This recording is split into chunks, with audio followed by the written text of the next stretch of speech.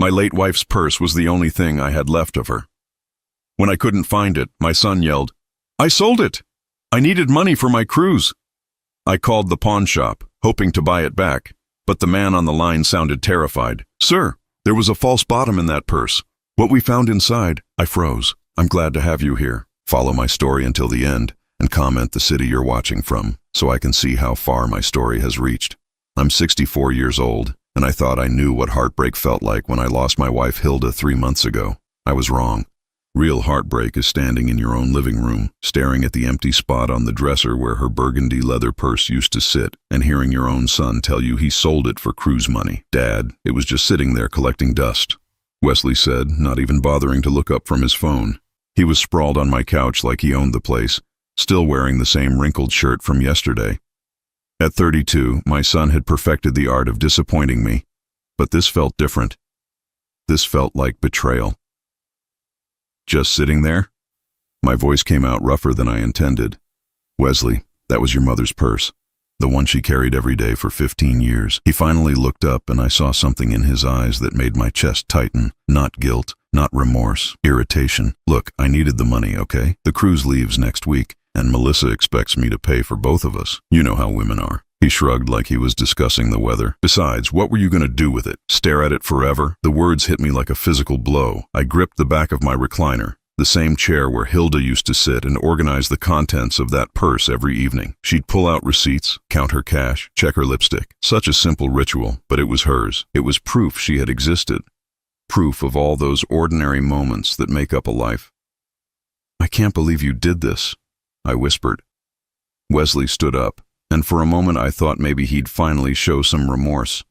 Instead, he crossed his arms and looked at me like I was the one being unreasonable. "Dad, come on, you're being dramatic. It's a purse. Mom's gone. She doesn't need it anymore." His voice was flat, matter of fact. "I got $300 for it at Jimmy's pawn shop on 5th Street. That's probably more than you paid for it originally." $300. He had reduced Hilda's memory to $300 and a cruise with some woman I'd met exactly twice. "Wesley, that purse was all I had left of her that still smelled like her perfume." It was. I stopped, my throat closing up. How could I explain to my own son what it felt like to lose the woman you'd loved for 35 years? How could I make him understand that sometimes objects become sacred when they're all you have left? "Oh God, Dad, please don't start crying again." Wesley rolled his eyes. "Look, if it makes you feel better, maybe I can buy you something nice from the cruise. They have good jewelry in the Caribbean." I stared at him, really stared at him, and felt something break inside me that I didn't think could break anymore. This was my son, the boy I'd taught to ride a bike, the teenager I'd stayed up waiting for when he missed curfew, the young man I'd helped through college. Where had I gone wrong? "Get out," I said quietly. "What?" "Get out of my house." My voice was steady now, cold. "Take your things and get out." Wesley's face shifted from irritation to surprise. "Dad, you're overreacting. It's just a stupid purse." "It wasn't stupid to me." The words exploded out of me. "Nothing about your mother was stupid." And the fact that you can't understand that, the fact that you think it's okay to take the one thing I treasured most and sell it for vacation money tells me everything I need to know about who you really are. For a second, just a second, I thought I saw something flicker across his face. But then he grabbed his jacket from the chair and headed for the door. "Fine, I'm going to Melissa's anyway. Maybe when you calm down, you'll realize I was trying to help. That purse was just making you more depressed." He paused at the door. "And for the record, Dad, Mom would want me to be happy. She'd understand why I needed the money." The door slammed shut, and I was alone with the silence and the empty space where Hilda's purse used to be. I walked over to the dresser and ran my fingers over the spot where it had sat. There was a faint outline in the dust, a perfect rectangle that proved it had been there, that I hadn't imagined it. Hilda always kept it right there next to her jewelry box and the framed photo of our wedding day. I picked up the wedding photo, studying her young face. She'd been 25 then, so full of hope and dreams. What would she think of Wesley now? What would she think of me for raising a son who could be so callous, so cruel? The house felt enormous and empty around me.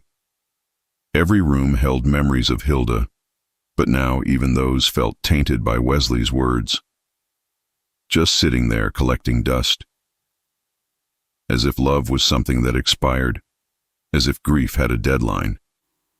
I made myself a cup of coffee and sat in my recliner, staring at the empty spot on the dresser. Tomorrow I would go to Jimmy's pawn shop. I'd offer $400, $500, whatever it took to get Hilda's purse back. I still had some savings, money we'd put aside for retirement trips we'd never get to take.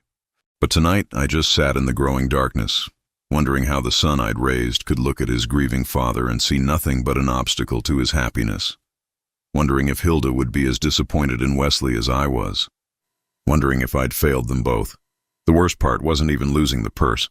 The worst part was realizing that my son, the last family I had left, didn't understand what love looked like, and maybe, just maybe, he never would. I didn't sleep that night. Every time I closed my eyes, I saw Wesley's face when he shrugged and called his mother's purse, just sitting there collecting dust. By 6 in the morning, I was dressed and waiting for Jimmy's pawn shop to open, $500 cash in my pocket and determination in my chest. The pawn shop sat on a rundown stretch of 5th Street, squeezed between a laundromat and a check-cashing place. I'd driven past it 1,000 times, but never imagined I'd be walking through that door, especially not to buy back my dead wife's belongings from my own son. A bell chimed as I pushed open the glass door. The smell hit me immediately, a mixture of old leather, dust, and something chemical I couldn't identify. Glass cases lined the walls, filled with jewelry, watches, and electronic gadgets that other desperate people had traded for quick cash. "Help you with something?" The voice came from behind the counter. The man was maybe 50, with graying hair and tired eyes that had probably seen every kind of human desperation imaginable. "My son sold you a burgundy leather purse yesterday," I said, trying to keep my voice steady. "I'd like to buy it back." His expression changed immediately. He glanced toward the back room, then back at me, and I caught something in his eyes that made my stomach clench. Nervousness, maybe even fear. "You said a burgundy purse? Yesterday?" He was stalling, his fingers drumming against the counter. "What's your son's name?" "Wesley Garrett. He said he got $300 for it." The man, Jimmy, I assumed, swallowed hard and looked at me like I was the bearer of terrible news. "Mr. Garrett, look, we need to talk. Can you step back here for a minute?" He led me behind the counter into a small office that smelled like stale coffee and cigarettes. The purse sat on his desk, and seeing it again made my chest tight with relief and grief all at once. It looked exactly the same, the rich burgundy leather Hilda had loved, the gold clasp she'd polished every few weeks, the worn spot on the handle where her fingers had rested for all those years. "There she is," I said quietly, reaching toward it. "Wait," Jimmy's voice was sharp. "Mr. Garrett, I have to tell you something. When your son brought this in, I thought it was just a regular vintage purse. Nice leather, good craftsmanship, worth maybe $200, $250 tops. I gave him $300 because he seemed desperate, and I felt bad for the kid." I frowned. "Okay, so what's the problem? I'll pay you $400 for it right now." Jimmy ran his hand through his hair and looked at me with something that might have been pity. After he left, my assistant was cleaning it out, checking for anything left inside. Sometimes people forget things in pockets, or there's old gum stuck to the lining. We always check. My heart started beating faster. Yeah, she found something. A hidden compartment in the bottom. Real clever work, professional level stuff. You wouldn't know it was there unless you were looking for it. He picked up the purse and turned it over, showing me the bottom. "See this seam here? It's actually a false bottom." I stared at the purse, my mind racing.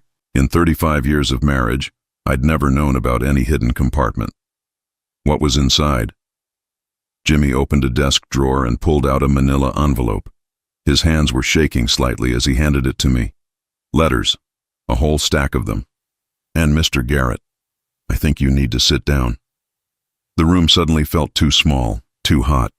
I sank into the chair across from his desk, the envelope heavy in my hands. Letters from who? They're love letters. "To your wife." Jimmy's voice was barely above a whisper.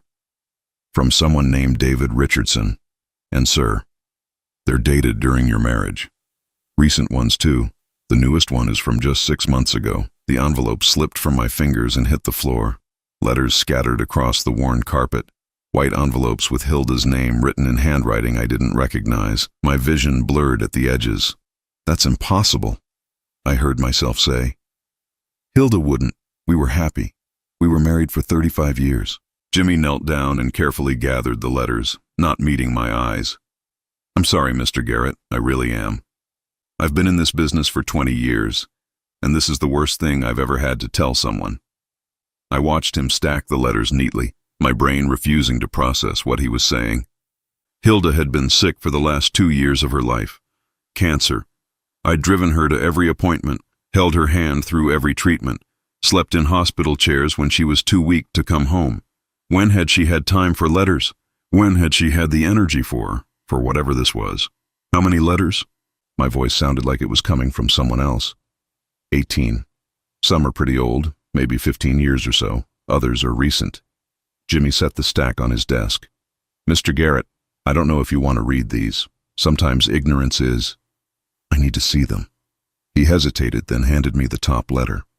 It was postmarked 6 months before Hilda died, addressed to her in careful cursive. I opened it with trembling fingers. "My dearest Hilda," it began. "I know these letters are risky, but I can't stop writing to you. Seeing you at the grocery store yesterday and pretending we were just neighbors nearly killed me. When you smiled at me, I wanted to tell everyone in that store that you're the love of my life, that you have been for 20 years. I know you can't leave Tyson, especially now that he's taking such good care of you, but please know that every day without you is agony. I love you more than life itself. Always yours, David." The letter fell from my hands. I stared at Jimmy, who was watching me with the expression of someone witnessing a car accident. 20 years. I whispered. She was having an affair for 20 years. "Mr. Garrett." David Richardson. The name felt foreign in my mouth. I know that name. He lived 2 streets over. His wife died. God, his wife died 8 years ago. My mind was spinning, trying to make sense of something that made no sense at all. Hilda went to the funeral. She cried at the funeral. The room was spinning. Everything I thought I knew about my life, about my marriage, about the woman I'd loved and grieved for, was crumbling around me. Hilda had been living a double life. For 20 years, she'd been in love with another man while I cooked her dinner, held her when she was scared, and believed we were soulmates. Jimmy cleared his throat. "There's something else, Mr. Garrett. Some of the letters. They mention your son." I looked up at him, and the expression on his face told me that whatever was coming next would be even worse than what I'd already learned. "What about Wesley?" Jimmy picked up another letter, this one yellowed with age. "This one's from 16 years ago, right around the time your son would have been born." He paused. "Mr. Garrett, I think you need to read this one too." My hands were shaking so badly I could barely hold the paper, but I read it. I read every word that would destroy what was left of my world. The letter from 16 years ago was written in the same careful handwriting, but the words were different. Desperate, pleading. "My beloved Hilda," it read, "I can't stop thinking about what happened between us last month. I know you're scared, and I know this complicates everything, but I need you to know that I'm here for you no matter what you decide. If the baby is mine, I will find a way to be part of his life. I don't care what it costs me.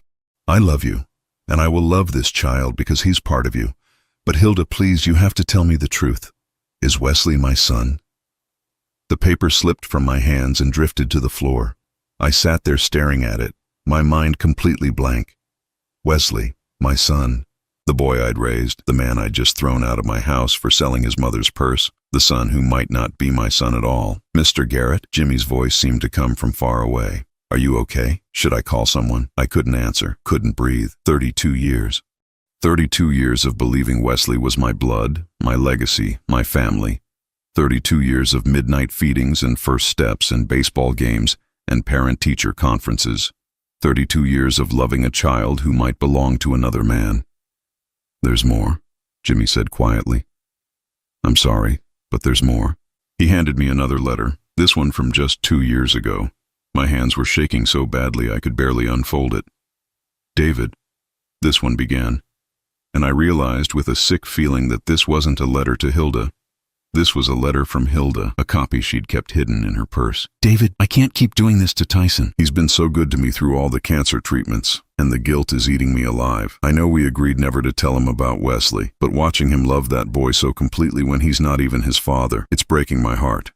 Sometimes I think I should just confess everything, but then I look at Tyson's face when he talks about Wesley, and I can't destroy that. He loves being a father. He loves believing Wesley is his legacy. How can I take that away from him?" The letter continued. "I've decided to end this between us. After 20 years, I need to try to be the wife Tyson deserves for whatever time I have left. I know this will hurt you, but please understand. I can't keep betraying the man who's taking care of me while I'm dying. Please don't contact me again. Please let me die with some dignity intact. I love you, but I love him too, and I owe him this much. Goodbye, my dearest friend. I set the letter down with trembling fingers. Hilda had tried to end it. In her final years, she'd tried to choose me, but the damage was already done. The betrayal was already complete. Mr. Garrett, Jimmy said gently, I think maybe you should go home, process this, maybe talk to someone. I looked up at him, this stranger who now knew more about my life than I did. How long has David Richardson been dead? Jimmy frowned. Dead? I don't know anything about him being dead. My blood went cold. What do you mean? I mean, I don't know if he's dead. Why would you think he's dead? I stared at him, my mind racing. His wife died 8 years ago. Hilda went to the funeral, she said. She said David was so heartbroken he moved away to live with his sister in Florida. Jimmy's expression grew troubled. Mr. Garrett, I hate to tell you this, but David Richardson still lives in town. I see him at the grocery store sometimes. Never moved anywhere. The room tilted. Everything I thought I knew was a lie. David wasn't dead. David wasn't in Florida. David was still here, in the same town where I'd been grieving my wife for 3 months, believing I was her widowed husband. Where? My voice was barely a whisper. Mr. Garrett, I don't think. Where does he live? Jimmy sighed. Same place he always has, that blue house on Maple Street, 2 blocks from the elementary school. I stood up on unsteady legs. I knew that house. I'd driven past it hundreds of times. It was a modest place with a well-kept garden and a red mailbox. I'd never paid much attention to it, never wondered who lived there, never imagined it housed the man who'd been sleeping with my wife for 20 years. I need to see him, I said. Mr. Garrett, maybe you should think about this. Maybe talk to a counselor or... I need those letters. I reached for the stack on his desk. Jimmy hesitated. Are you sure? Once you take these, once you read them all, you can't unknow what's in them. I looked at him, this kind stranger who was trying to protect me from my own life. I need to know, all of it. He handed me the manila envelope. The purse is yours, no charge. I'm sorry this happened to you, Mr. Garrett. I'm sorry your son put you in this position. I took the purse and the letters, feeling their weight like stones in my hands. As I walked toward the door, Jimmy called after me. Mr. Garrett, whatever you decide to do, be careful. Sometimes the truth destroys more than the lies ever did. I drove home in a daze, the envelope sitting on the passenger seat like a bomb waiting to explode. At every red light, I stared at it, knowing that inside were 18 letters that would rewrite the story of my entire adult life. At home, I sat at my kitchen table and spread the letters out in chronological order. The oldest was from 17 years ago, just a year before Wesley was born. The newest was from 6 months before Hilda died. Almost 2 decades of secret correspondence between my wife and another man. I read them all. Every single word. They started innocent enough, David expressing sympathy for Hilda during a difficult time, offering friendship when I was working long hours at the construction company. But they quickly became more intimate. By the 3rd letter, David was telling Hilda he was falling in love with her. By the 5th, she was telling him she felt the same. The letter from 15 years ago made me physically ill. David describing their first night together, how natural it felt, how they both knew they were meant to be together. Hilda responding that she'd never felt more alive, more loved, more herself than when she was with him. And then, scattered throughout the years, references to Wesley. David asking about our boy. Hilda describing Wesley's first words, his first day of school, his baseball games. David expressing frustration that he couldn't be there for these milestones, couldn't claim his son publicly. By the time I finished reading, it was dark outside. I sat in my empty kitchen, surrounded by the evidence of my wife's double life, and tried to figure out who I was if I wasn't Wesley's father, if I wasn't Hilda's beloved husband, if everything I'd believed about my family was a lie. The phone rang, startling me. Wesley's name appeared on the screen. For the first time in 32 years, I looked at that name and wondered if the boy I'd raised had any right to call me Dad. I let Wesley's call go to voicemail. I couldn't trust myself to speak to him yet, not when every word he'd ever called me Dad now felt like a question mark hanging in the air between us.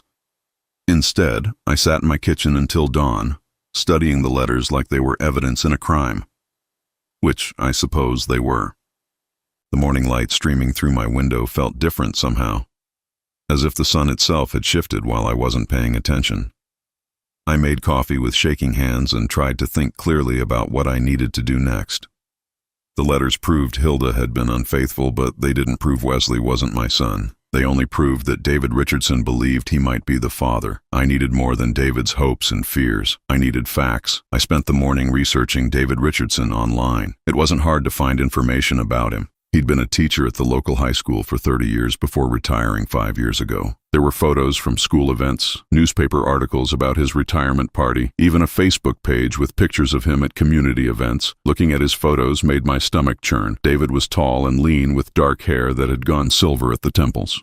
He had a strong jaw and deep-set brown eyes that looked remarkably similar to Wesley's. How had I never noticed? How had I spent 32 years looking at my son and never wondered why he didn't have my blue eyes or my broader build? I'd always told myself he took after Hilda's side of the family, but now I could see the truth staring back at me from David Richardson's photographs.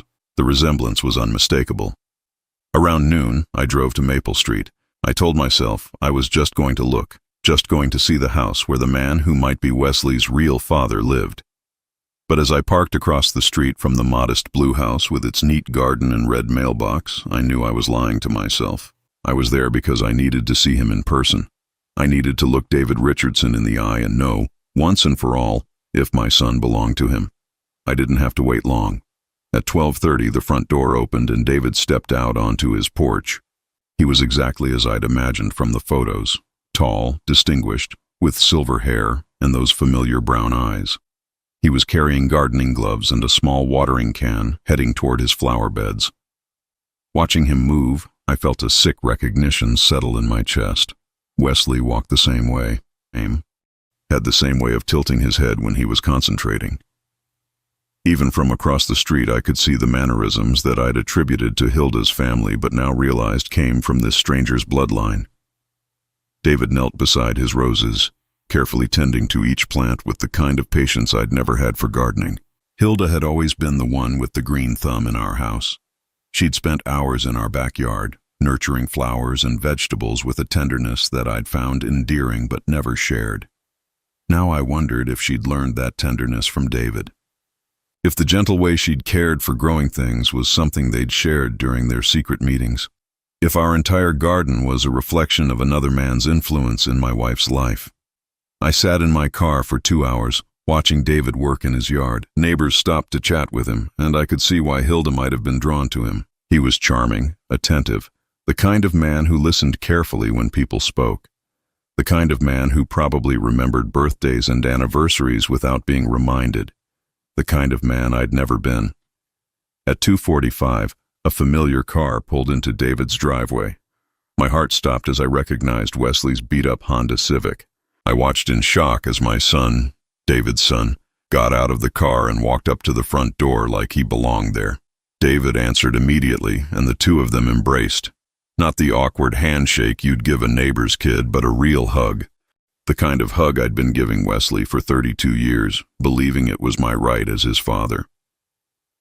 They disappeared into the house together, and I sat in my car feeling like my chest was being crushed. Wesley knew. Of course he knew.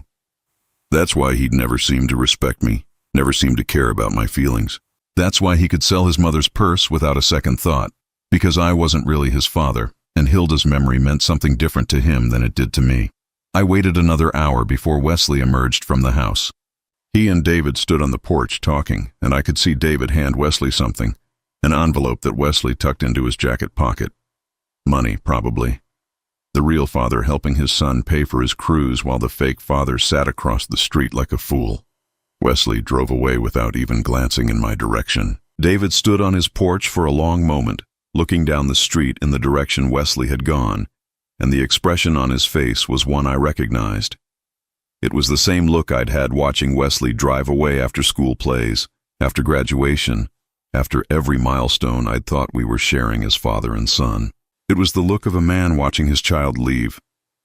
That evening, I called my old friend Marcus from the construction company. Marcus had retired the same year I did, and we'd stayed in touch over beer and fishing trips. If anyone would know how to handle this situation, it would be Marcus. "Tyson," he said when he answered. "How you holding up, buddy? I know it's been rough since Hilda passed." "Marcus, I need to ask you something, and I need you to be honest with me." There was a pause. "Okay, shoot." "Did you ever suspect anything about Hilda? About her being unfaithful?" Another long pause. "Tyson, why are you asking me this? Just answer me, please." Marcus sighed heavily. "There were rumors, man. Years ago. People talked about seeing her with David Richardson sometimes. But you seemed happy, and I figured it was just small-town gossip. You never told me. What was I supposed to say? Hey, Tyson, some people think your wife might be cheating on you? Based on what? Seeing them talk at the grocery store? I didn't have proof of anything. I closed my eyes. Even my friends had known. Everyone had known except me. Marcus, I need to ask you about Wesley, about when he was born. Do you remember anything unusual about that time? Unusual how? The timing, the way Hilda acted, anything. Marcus was quiet for so long I thought he'd hung up. Finally he spoke, his voice careful and sad. Tyson, Wesley was born 8 months after your wedding anniversary. I remember because Sarah and I were trying to figure out what to get you guys for your anniversary that year, and then Hilda went into labor early. We all assumed he was premature, but what? But he was a pretty big baby for being premature. 9 pounds, 3 ounces. Most preemies don't weigh that much. I felt the last piece of my world crumble. Wesley had been born a full-term baby, which meant Hilda had gotten pregnant a month before our anniversary. A month when I'd been working overtime on a big construction project, coming home exhausted every night. A month when she'd had plenty of opportunity to be with David Richardson. Marcus, I said, my voice barely above a whisper, I think Wesley might not be my son. The silence on the other end of the line stretched so long I could hear Marcus breathing. Oh, Tyson, he finally said. Oh, buddy, I'm so sorry. I didn't sleep for 3 days.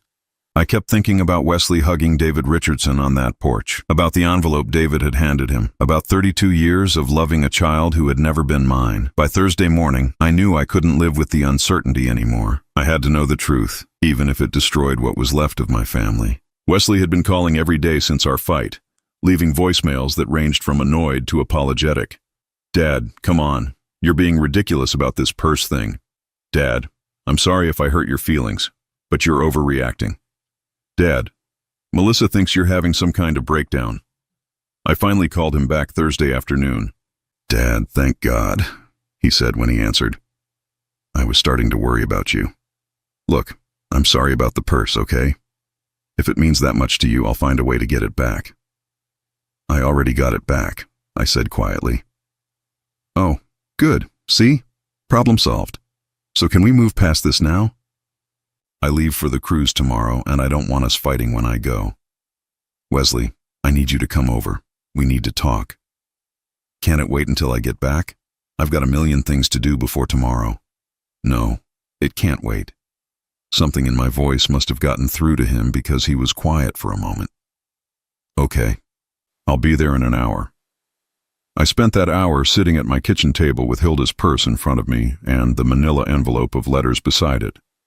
I'd read through them so many times I had some passages memorized. The words were burned into my brain like brands. When Wesley knocked on the door, I almost couldn't bring myself to answer it. Once I opened that door, once I asked the questions I needed to ask, there would be no going back. But I'd already lost everything else. I might as well lose the illusion of fatherhood, too. Wesley looked tired when he came in, like he'd been up all night packing. He glanced at the purse on the table and then at me. So you got Mom's purse back. Good. I'm glad. I really am sorry about selling it, Dad. I know it meant a lot to you. I gestured for him to sit down. He took the chair across from me, the same chair he'd sat in as a boy doing homework while Hilda cooked dinner. How many family dinners had we shared at this table? How many conversations about school and friends and future plans? How many times had I looked across this table at this young man and felt pride in being his father? Wesley, I said, my voice steadier than I felt. I need to ask you something, and I need you to tell me the truth. He frowned.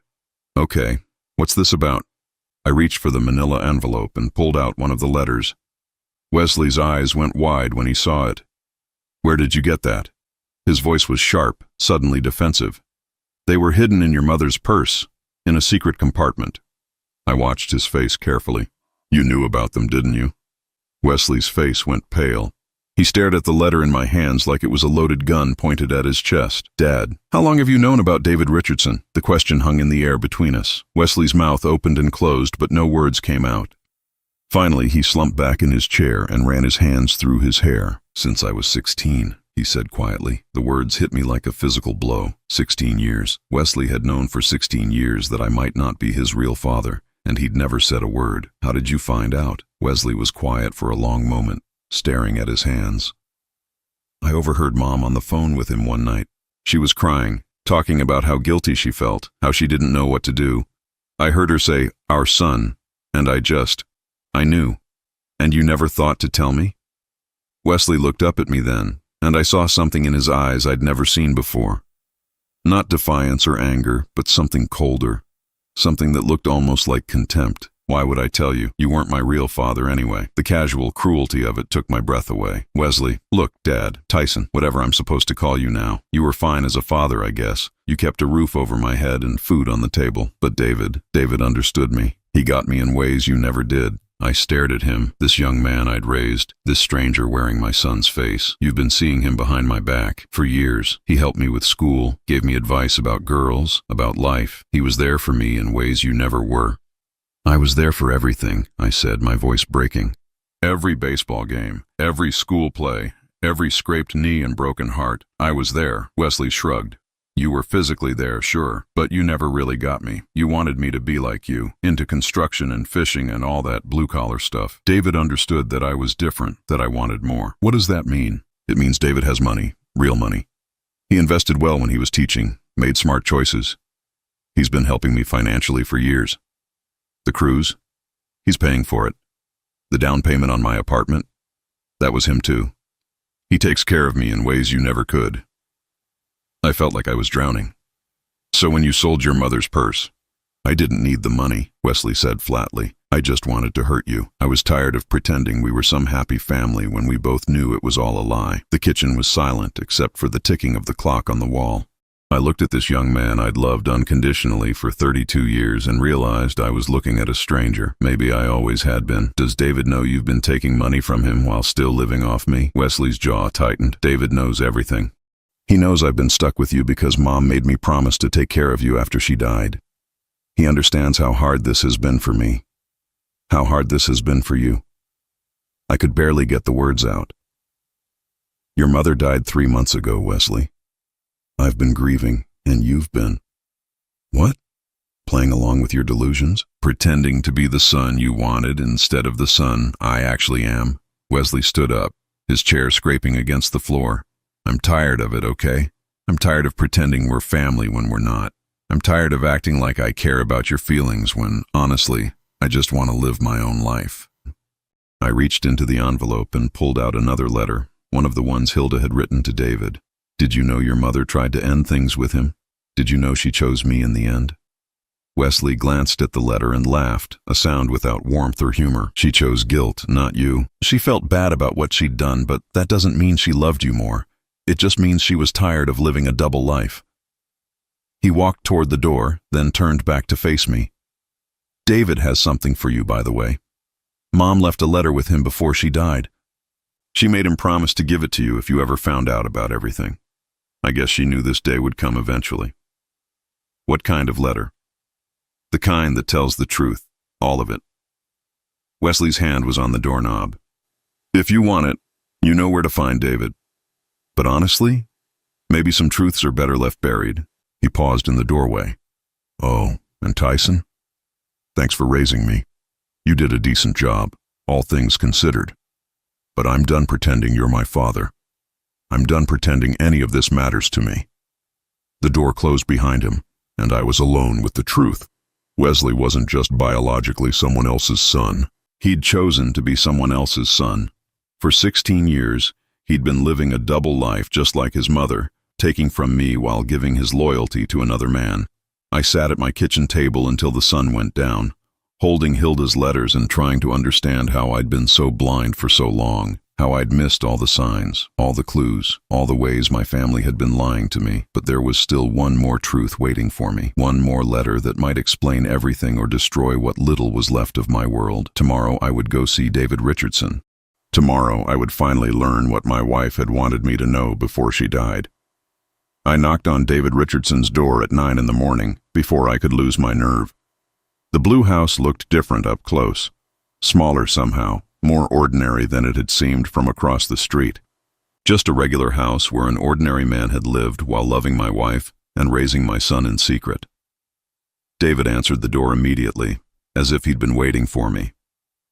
He looked older than he had in his yard, more fragile, with lines around his brown eyes that spoke of years of carrying secrets. "Tyson," he said quietly, "I've been expecting you."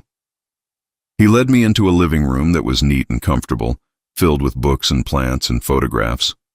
I tried not to look too closely at the pictures, afraid of what I might see, but I caught glimpses of Wesley at various ages, photos that should have been in my house instead of here. "Would you like some coffee?" David asked. I shook my head. "Wesley said you have a letter from Hilda." David nodded and walked to a desk in the corner of the room. He pulled out a sealed envelope, yellowed with age, and held it for a moment before handing it to me. "She gave this to me 2 weeks before she died," he said. "She made me promise to give it to you only if you found out about us on your own. She said if you never found out, I should take it to my grave." I stared at the envelope. My name was written on it in Hilda's familiar handwriting, but underneath my name, she'd written something else. The truth, finally. My hands were shaking as I opened it. The letter was several pages long, written in the careful script Hilda had always used for important things.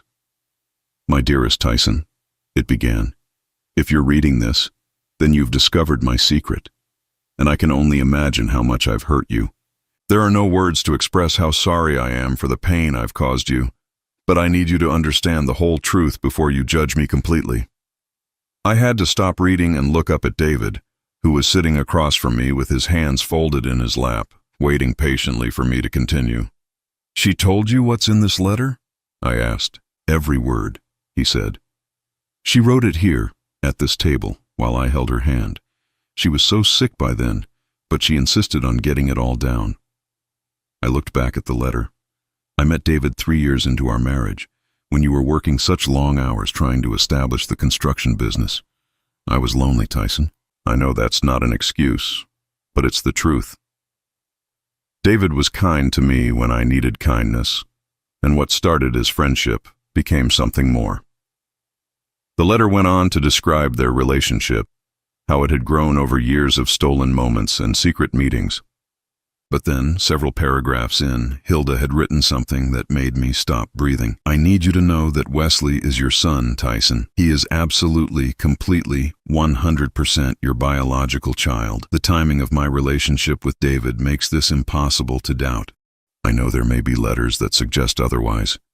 David wanted so desperately to be a father, and I let him believe what he needed to believe. But you are Wesley's father in every way that matters, biological and otherwise." I read the paragraph 3 times before the words sank in. Wesley was my son, my biological son. Everything I'd believed, everything I'd feared, everything that had been tearing me apart for the past week. It was all based on David's wishful thinking and Hilda's guilt. "She lied to you," I said to David, my voice barely above a whisper. David nodded, tears in his eyes. "I know. I've always known, deep down. The timing never quite worked out the way I wanted it to. But I loved them both so much that I convinced myself it was possible. Hilda let me pretend because she felt guilty about our relationship, and I think she thought it would be easier for me if I believed Wesley was mine." I continued reading. "David has been a good friend to our family, Tyson, and Wesley has benefited from having another man in his life who cares about him. But make no mistake, you are his father. You raised him. You shaped him. You loved him unconditionally. David may have given him money and advice, but you gave him everything else." The letter went on. "I know you must be wondering why I never ended things with David sooner, and the truth is that I tried many times over the years. But he was going through his own struggles, his wife's long illness, his loneliness after she died, and I felt responsible for his happiness. I know that's not fair to you, but I couldn't seem to break away completely until I got sick myself." Near the end of the letter, Hilda had written, I am dying, Tyson, and I need you to know that despite everything I've done wrong, you have been the love of my life. David was my escape, my secret garden, but you have been my home. You have been my safe harbor, my constant, my truest friend. I know I don't deserve your forgiveness, but I hope someday you can understand that loving him never meant I loved you less. The final paragraph broke my heart. Wesley doesn't know the truth about his paternity. He suspects David might be his father, and I've never corrected that assumption because I thought it might be easier for him to have David as a backup plan in case something happened to you. But Tyson, he is yours. He is your legacy, your blood, your son. Don't let my mistakes take that away from you. Don't let my selfishness destroy the relationship you've built with the boy who needs you more than he knows. I set the letter down and looked at David, who was crying quietly into his hands. She loved you both, I said, and I was surprised to find that I meant it. But she chose me in the end. David nodded. She did, and she was right too. You were the better man, Tyson. You were always the better man. But Wesley believes you're his father. I know, and I've let him believe it because I wanted it to be true so badly. I've been giving him money, treating him like my son, because it was the closest I could come to having the family I always wanted. I thought about Wesley's coldness toward me, his casual cruelty, his assumption that I meant nothing to him. He's been taking money from both of us. Yes, and I'm ashamed to say I encouraged it. I wanted him to need me more than he needed you. David wiped his eyes. I've been a selfish old fool, Tyson. I've been living a fantasy and letting it hurt your relationship with your son. I stood up, suddenly feeling lighter than I had in weeks. Wesley was my son. Whatever else was true, whatever else had been lies and secrets and betrayals, that fundamental fact remained unchanged. I was his father, and nothing could take that away from me. What happens now? David asked. I looked at him, this broken man who had loved my wife and stolen my son's loyalty through deception and money. I should have felt anger, should have wanted revenge. Instead, I felt something closer to pity. Now you tell Wesley the truth, I said. You tell him his mother's final letter explains everything and that he's been wrong about his paternity. You tell him that if he wants a relationship with his real father, he's going to have to stop taking money from the man who isn't. David nodded. And if he doesn't want a relationship with you? I thought about that for a moment. Wesley had shown me who he really was over the past week. He was selfish, cruel, willing to hurt people for money and status. Maybe that was partly my fault as a parent, or maybe that was just who he'd chosen to become. Then I'll know I did my best, I said, and I'll move on with my life. I walked toward the door, then turned back. David, stop giving him money. Stop letting him believe you're his father. Stop encouraging him to disrespect me. If you really care about Wesley, help him become a better man instead of enabling him to be a worse one. David nodded. I will. I promise. 3 months later, I was sitting on a beach in Florida, watching the sunset and sipping a beer. I'd sold the house, too many memories, too many ghosts, and bought a small condo near the ocean. I'd always wanted to live by the water, but Hilda had preferred the mountains. Now I could choose for myself. Wesley had called once after David told him the truth. He'd been angry, confused, hurt by the revelation that his real father was the man he'd been treating so poorly. He'd asked if we could start over. Build a real relationship based on honesty instead of lies. I'd thought about it for a long time before answering. Maybe someday, I'd told him. But first, you need to figure out who you want to be. The kind of man who sells his mother's memory for cruise money, or the kind of man who honors the people who love him. He hadn't called since then, and that was okay. I'd done my job as his father. I'd raised him, provided for him, loved him unconditionally for 32 years. If he chose to throw that away for money and status, that was his decision to live with. I'd learned something important in the aftermath of discovering Hilda's secret life. Love doesn't require perfection, and forgiveness doesn't require forgetting. Hilda had betrayed me, but she'd also loved me. Wesley had disappointed me, but he was still my son. David had deceived me, but he'd also suffered his own losses and loneliness. The truth had set me free, but not in the way I'd expected. It hadn't destroyed my family. It had revealed that my family had been an illusion for years, and that revelation, painful as it was, had given me permission to build something real for myself. I raised my beer to the setting sun and made a toast to Hilda, to the woman I'd loved and the woman I'd never really known. Then I made a toast to myself, to the man I'd been and the man I was becoming. For the first time in my 64 years, I was living for myself alone, and it felt like freedom.